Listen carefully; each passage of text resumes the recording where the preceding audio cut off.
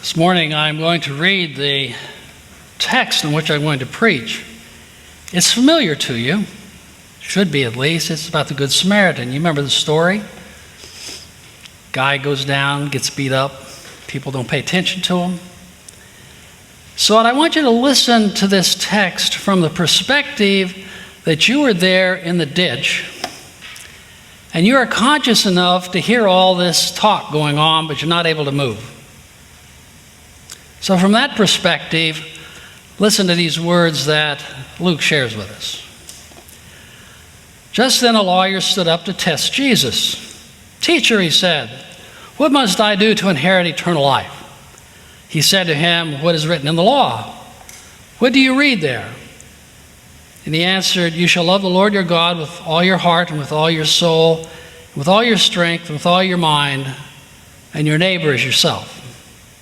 And he said to him, "You have given the right answer. Do this and you will live." But wanting to justify himself, he asked Jesus, "And who is my neighbor?"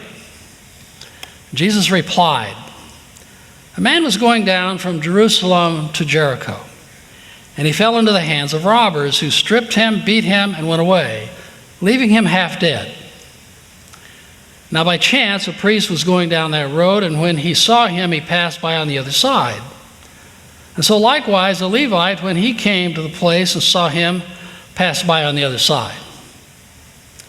But a Samaritan, while traveling, came near him, and when he saw him, he was moved with pity. He went to him and bandaged his wounds, having poured oil and wine on them. Then he put him on his own animal, brought him to an inn, and took care of him. The next day he took out 2 denarii and gave them to the innkeeper and said, "Take care of him, and when I come back I will repay you whatever more you spend." The question: which then of these 3 do you think was the neighbor to the man who fell into the hands of robbers? And he said, "The one who showed him mercy." And Jesus said to him, "Go and do likewise." This is the word of the Lord. Thanks be to God.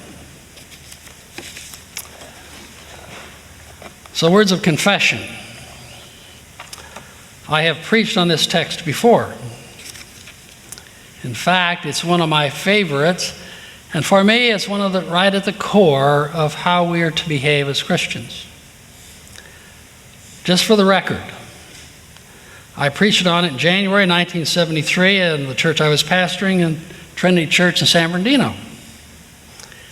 And I again preached it here at Westminster Church on November 1978. And Aubrey reminded me that I preached it again on May 23rd, 2004. Now,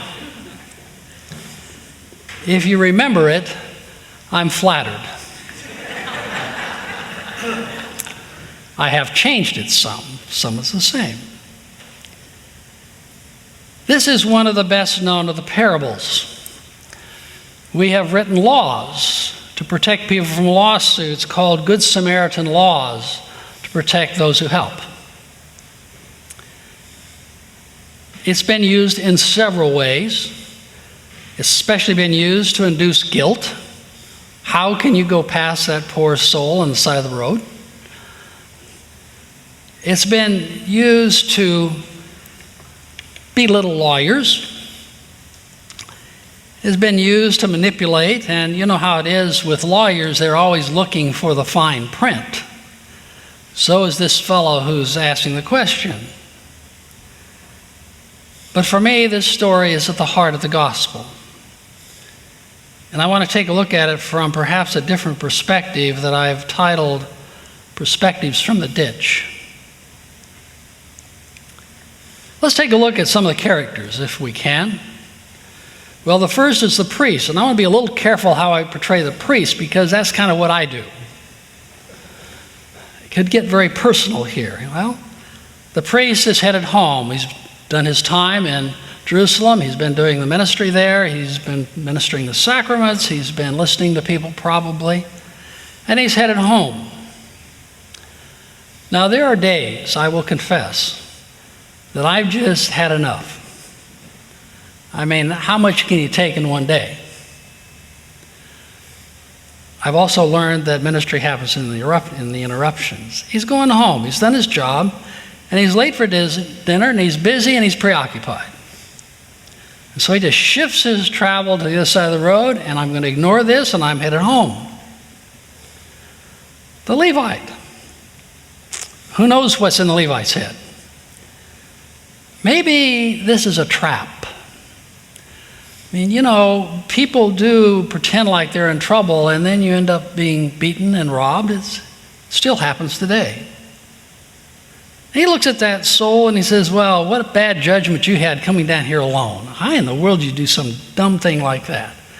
Everybody knows it's a dangerous place, and all that people know about it, they know that you dropped 3,000 feet in 17 miles on a crooked road, and at night especially, the robbers lay in wait and take advantage of those who are unwise. Man, what were you thinking? He shifts to the other side and goes on. I kind of wonder what the victim would say and what you kind of thought about hearing all this. I mean, forget how I got here. I know all that. It was a dumb move. I was in a hurry. I need help. I can't provide for myself. I can't walk. And who becomes the hero of this story is a Samaritan. Now, let's put this in context. The Samaritans were less than not liked by the Jewish community, of which Jesus is a part and speaking to. I think it's an understatement to say they despised him. They were a different religion, and there's some connections, we don't know what they are, with the Muslim activity in that area as well. They were a different religion, in part. They had different ideas. In fact, probably the Samaritans were hated worse than the Romans. Does that set the scene? It's not in our national interest, one might think.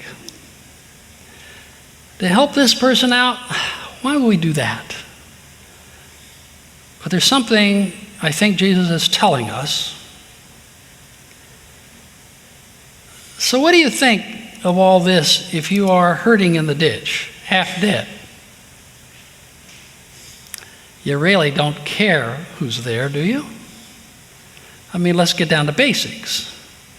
If it's your life and you're hurting and you can't care for yourself, then maybe you'll reach out and take help anywhere. It's an interesting time about we've been in ditches. I'll share a couple. And this one's from the original sermon. It was early in our ministry. I'd been serving a church in Eagle Rock on a part-time or interim basis. We just received a call to the church in San Bernardino. Pat was working at Huntington Memorial Hospital, and I moved out to our place in San Bernardino we had just bought. She's 5 months pregnant, finishing up her time in agreement with Huntington Memorial Hospital, and she was staying with her parents. So she's at the end of a shift. She gets in our car, and she drives onto the freeway, and the tire goes flat. Now, there's several things you do when a tire goes flat. You know, one called AAA. We're not members. Can't afford that. It's before cell phones. So she stands out looking at the tire, like maybe it's going to inflate itself, you know? It doesn't. Cars are whizzing by. It's rush hour. People are seeing her out there. No one stops. And she keeps looking at it and wondering, what am I going to do? And this man comes up who was from a minority group. And during the 1970s, early 70s, it was rather tense at times. He pulls off the side, and Pat described his car as previously owned, well previously owned. Gets out in worker clothes and says, "Do you have a spare?" And she said, "Yes." And he says, "I'll bet it's flat." And she responded, "No, my husband takes care of the cars, and I'm sure it's not flat." She was right. It was not flat. So he whips out, gets the jack, changes the tire. And then he says, make sure your husband takes care of this spare tire and gets it fixed. She offered him some cash. He says, no cash. I'm just on my way. You have a need. I'm gone. He got in his car and why did he stop? All the people running past this nurse, 5 months pregnant, sitting on the side of the road looking at this tire. Why did he stop? I don't know. Maybe it was the nurse thing. Or maybe it was a pregnant mom-to-be. Or maybe he saw his daughter there. Or a spouse. I don't know what, but I know he saw the situation differently than did all the folks who were running by. Whatever it is, I've always been very grateful that he stopped and helped out. Another story. We are on Lake Mead, and my dad had a boat. It was an older boat. He had died. My mom thought if I fixed it up, that it might be good for the grandkids. So I found a guy who would work on an old engine, had to bribe him a little bit to do it, with a little guilt. You know, my dad had died, these are grandkids, they really want to enjoy it. Well, okay, I'll fix it. So we were up at Lake Mead, and it was the last day, and we'd been water skiing. We were out about 2 miles in a cove, and suddenly I put the power to it to bring one of the kids up, and the engine goes, it's done. The good news is we're still in the cove. So I turned the boat around, we got to shore. Couldn't get it started, it was done. We had 3 flares in the boat. Some people were skiing by and I waved them down. They said, what do you need? And I said, we need a tow. I said, well, we're busy right now, but when we go back in, we'll send somebody out. That was about 2 o'clock in the afternoon.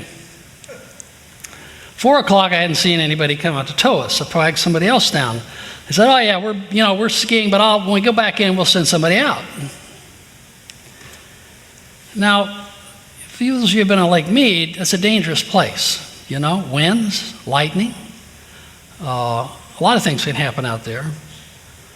Well, to make a long story a little bit shorter, not much, at 2 o'clock in the morning, I'm on the last flare.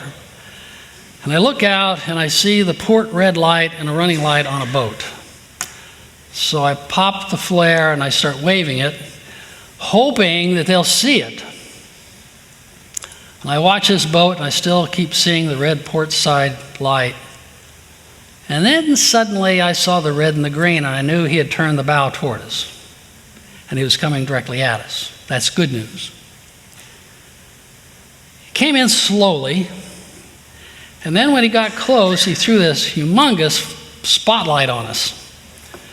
And there we were, the boat, 3 kids, probably under the age of 12, 10, and my wife, and we're waving.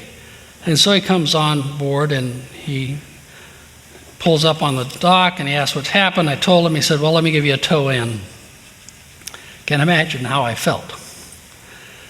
So the kids and the wife get in his boat, and I stay in our boat to steer it and keep it going straight as we towed it in. He towed us in, and we moved to the shore. We went out, and he helped me get the car and get the boat on the trailer, and that was about 3:30 in the morning. I asked him what caused him to come take care of us, and he said, well, Lake Mead can be dangerous. I said, have you ever been stranded out there? And he said, no, never part of my personal experience. But I took Coast Guard training. And one of the things they teach you in the Coast Guard school is to be aware of people who may be in trouble. And so he said, I've learned to be aware when I'm out here. I know the dangers of this. I know the lightning. And we'd seen some lightning that night, and the winds were coming up a little. I was grateful for his doing that, for his going out of the way. It was interesting, that was a family from Simi Valley. they rescued us that night because he just saw the situation differently. They were going out to anchor and spend the night and fish the next day. There's an old saying, fools never learn. Smart people learn from experience, and wise people learn from others. I think one of the key pieces to this, whether you learn it by your own experience or whether you learn it from the experience of others and you listen, is the difference between sympathy and empathy. Sympathy just says, you poor old soul. The Levite and the priest walked by. They may well have been sympathetic toward this person's plight, but it certainly didn't do anything. Empathy is the ability to be understood from the other's point of view. It's to put your feet and your heart a bit in their place and to understand what they're experiencing and what's going on. It's one of the things that's absolutely critical to our Stephen Ministry program. We're going to talk about this Monday night. It's an alcohol problem until it's your niece. It's a drug abuse problem until it's your spouse or grandchild. It's a juvenile delinquency problem until you get the call in the middle of the night. It's divorce statistics until it's your marriage. It's cancer survivability odds until it's your diagnosis. It's the difference between looking at it factually and looking at it from the perspective of the person in the ditch. I don't know if you read Monday's Ventura News Chronicle. There's an interesting article in there about Bradley Arrowwood, if you saw it. Bradley was sentenced to a life imprisonment without parole. He said when he was 16, he dropped out of school. His dad told him, you'll never amount to anything. And so at age 16, he dropped out and began illegal activities until he was sentenced with a murder of life without parole. And he says, I deserved every bit for what I did. Bradley's part of an educational program that is going on in our state prisons. Previously, it was only correspondence, but now they're allowing professors to go in and teach classes. That's up the enrollment from about 4,000 to 13,000. He's being paroled. 23 years later, he got his high school GED. He has 2 AA degrees, and he has 24 credits short of a bachelor's degree. It's interesting, isn't it, how someone sees a person like this. Is he a lifer, felon, convicted, in the slammer? Or does someone see him just a bit differently? And those college professors who are going in, and it's inconvenient. There's a lot of things you have to do to get into a prison place, to teach. And they need the personal contact. He said that's what students need here, and they need some remedial help. So why do they do that? Because someone looked at that differently, from a different perspective, and saw Bradley much differently. To this lawyer that Jesus was talking about, he was trying to figure out how to do the least he can and what the limits are, so now you go on about choosing life. Jesus changes the question of who's my neighbor to how to be a neighbor. Our SYFers are leaving on a trip. They've been doing this for 42 years each summer, going to a different place, a mission place, to serve. And if it's nothing else, it's to see others' perspective of faith in a different context, a different way. A different way you don't often learn in Westlake Village. It's reminiscent of Jesus' statements, blessed are the poor, blessed are those who mourn, blessed are those who have needs. That's why we're involved in shelter here and AA, providing a place for them. That's why we're involved in Haiti, where we have a personal presence, Macoby, Peru. There are folks who gather here each week because it's seen a little differently, from a different perspective. See, Jesus' words to his followers go beyond national interest, religious boundaries, ethnic and racial stereotypes, political positions. The word is God's love is extended to all, regardless. Your experiences and the experiences of others are sources of ministry for us. We learn from each other. That's why we come to worship. That's why diversity is so good. Yes, you can go to the mountain and worship and pray, but the only voice you're probably going to hear is yours. Diversity is necessary. Those experiences that we have can leave us one of two ways often: bitter, resentful, or grateful. And that's a choice. We choose that in how we will respond. Jesus knew the cross. He knew the ditch. It was a cross. Psalm 22 that Coy read for us begins, my God, why have you forsaken me?" Those words sound familiar. They're words from the cross. He rose the third day. He knows the ditch. And he calls us to ministry wherever we are, and to look at it sometimes from a different perspective. There's a perspective that God loves all. So be it.